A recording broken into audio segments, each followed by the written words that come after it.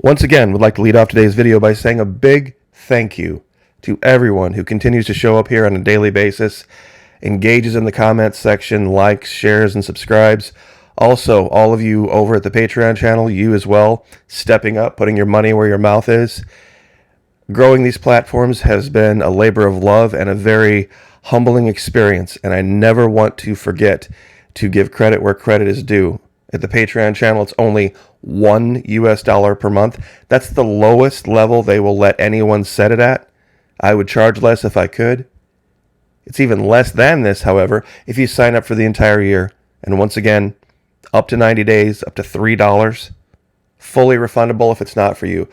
Would love to have you guys over there. But in today's video, I would like to share some personal experience, real things that have happened to me that might open a window and give some insight into my opinion about some things that recently has caused some of my audience to take a step back and say, Florida Mach-E, we don't know that we necessarily agree with that. That's pretty controversial, these things that you're talking about that could happen regarding men and women and choices they might make. Well, let's start here. I'm sure a lot of you are confused. Florida Mach-E, why are you showing us this really complicated truck? Well, full disclosure, I drove one of these trucks. This is a vacuum truck, a VacCon truck, or a Vactor truck, whatever you want to refer to it as. Some guys call it a pumper truck. It's basically a truck that is used to clean out sewer systems. Now, there are, of course, two kinds. There's storm sewer, which is mostly just debris and rainwater, but these are also used to clean out sanitary sewers. And that's the completely different sewer system that handles everything that basically goes down the toilet. Now, yes, there are guys that go out every single day and they do maintenance all over the place. Some of you guys might see these at night because they take up a great deal of space and they interfere with traffic patterns. So sometimes during the day you don't see them very much. But it's a complicated piece of equipment to know how to use. It takes a great deal of strength.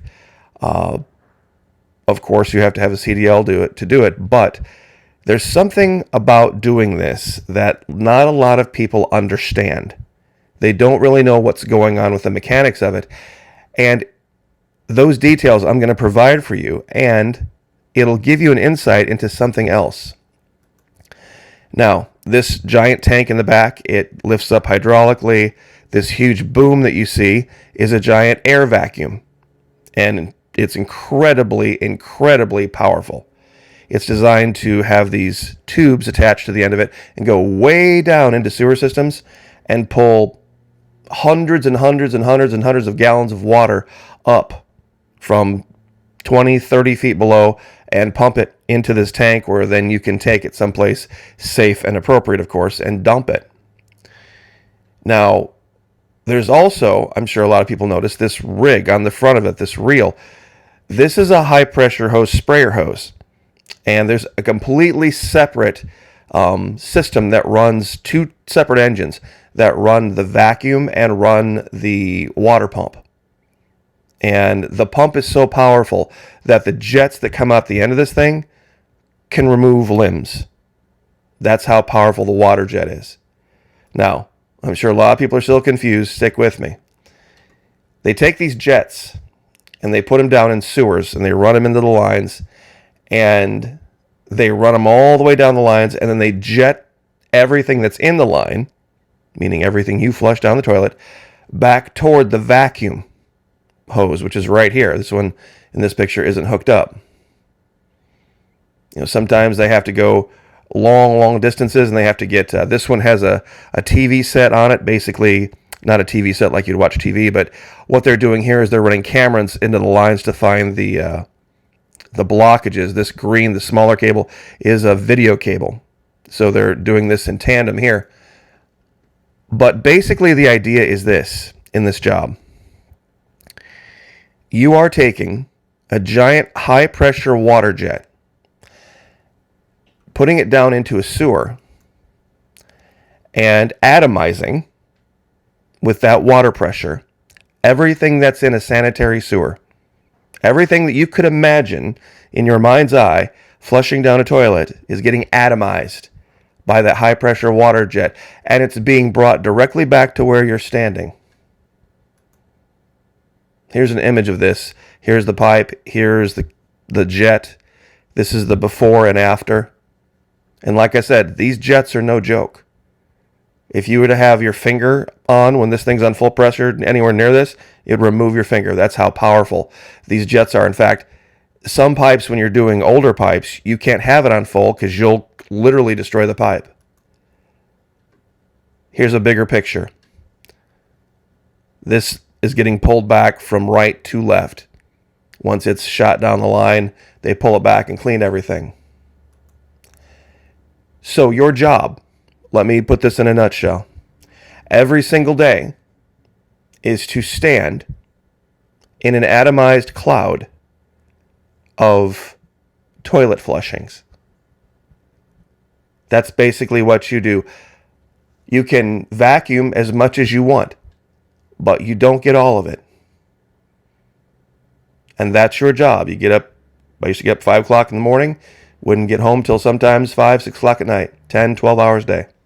Standing in an atomized cloud of what all of my neighbors flushed down the toilet that day. And let me put this in maybe even simpler terms. It is a dangerous job where you could lose a limb. That is an incredible health hazard. That is humiliating. And it is when you really think about what your job is. A lot of people say, oh, you shouldn't be humiliated. Yeah, standing in atomized clouds of what your neighbors flushed down the toilet that morning, pretty humiliating. But it was my job. For a couple of years, it was my job. That's what I did. Now, when I thought about those terms of dangerous, health hazard, and humiliating, something came to mind. Another topic we've been talking about. You see, one job is respectable. The other one, of course, gets a lot of sneers and looks. You know what the difference is between these two jobs? You see, this job here, if you're lucky, you'll get $20 an hour. You'll have to work 50, 60 hours a week. Of course, taxes and all of the other things they take out. To make that same equivalent amount of money, 3 hours a week. Both jobs are dangerous. Both jobs have a health risk. And both jobs are humiliating. The difference is 3 hours, 60 hours. 3 hours, 60 hours. You see, ladies in my audience, prostitution isn't the only humiliating job out there.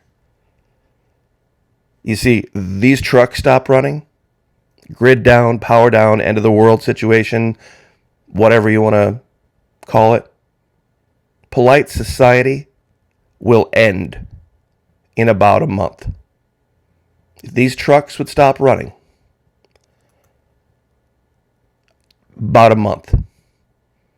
And that will be the end of polite society. That thing, that commode in that closet that you have in the bathroom there, useless. Absolutely, totally useless. Without these trucks running, without the pumps running at the lift stations, without the chemicals at the sewer treatment centers, it'll be over. You can dig as many holes in your backyard as you want and create your own outhouses.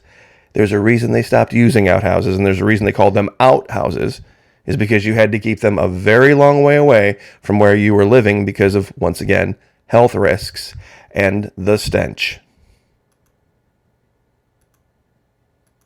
So just saying, this activity was never the end of polite society. This activity went on, well, basically since Bible times, the oldest profession. I'll bet if you asked a lot of these girls if they had a choice to be continuing to doing what they're doing or a 60-hour-a-week job where they had to stand in atomized fecal matter for 60 hours a week, I'll bet they wouldn't leave what they're doing. I'll bet they would not leave what they're doing, because for them it would be just as humiliating. You don't see many women driving Vector trucks, by the way, because of the physical demands of the job. See, some people took issue with this paradigm that I laid out about power down, grid down, prisoners getting out of prison en masse, hundreds of thousands of male prisoners, and some women making different decisions about their current husbands based on that, because, you know, this guy showed up and he was very thankful and very humble to be out of prison. Any day out of prison is a great day. Handy guy, in shape, all this kind of stuff. Some people said, Florida Maquis, wouldn't this go the other way? Couldn't this go the other way? What about female prisoners getting out and going and trying to take advantage of men? Here's the dirty little secret that a lot of people don't know. And you would have had to have had some personal experience with this to know it. Most women getting out of prison, most of them already have 3, 4, maybe 5 guys lined up that they have been pen paling or manipulating since they've been in, and they've been telling their sad sob story about, oh, this poor other guy did this and that's how I ended up here and all this. Men want to be saviors. Men want to be those knights in shining armor saving people. It's a psychopathy that men have. They're built in with, basically from birth, that they have to unlearn. So no, I don't see this as the same thing, but I don't want to hear it from anyone about humiliation or being humiliated, or a job that is dangerous, or a job that is a health hazard, or how I could never possibly understand. Baloney. One of the reasons I am incredibly thankful to be a YouTuber, even with all of the headache from Google and the censorship and everything, is I would never want to go back to those days. I would never in a million years want to go back to standing in an atomized cloud of what my neighbors flushed down the toilet that morning, like I did morning after morning after morning after morning, for what seemed like an endless amount of time. That's why I'm incredibly thankful to be here. See, here's the other thing too. They don't want to be saved. Most of the women engaging in sex work, they don't want to be saved. They don't want a man to save them. They have found a way to have dignity even doing what they're doing. Most places, that's the case. They don't want salvation from churches. They don't want salvation from do-gooders. They don't want handouts. Who does? They would never do this. I wish there was a way to do a poll. Say, hey, we've got this respectable job over here for you. Society doesn't look down on it. And it's a necessary job. It's an important job. You would be one of those necessary workers. What was the term they used to use during the 2020? Essential workers. Oh, what's the job? Well, basically the idea is this. You take this giant hose down in the sewer and you atomize everything that's there, and you stand in the cloud as a giant vacuum sucks it up right next to you. Yeah, no, sorry. Sorry about that. No, I'll handle my 3-4 hours a week of, having to do the dance, so to speak, is what virtually every one of them would say. So do I feel bad? No. Not in the least. Not in the least, because I know what humiliation is. I know what health risks are, and I know what danger is. I hope that clears things up. God bless. Like, share, subscribe. We'll see you guys next time.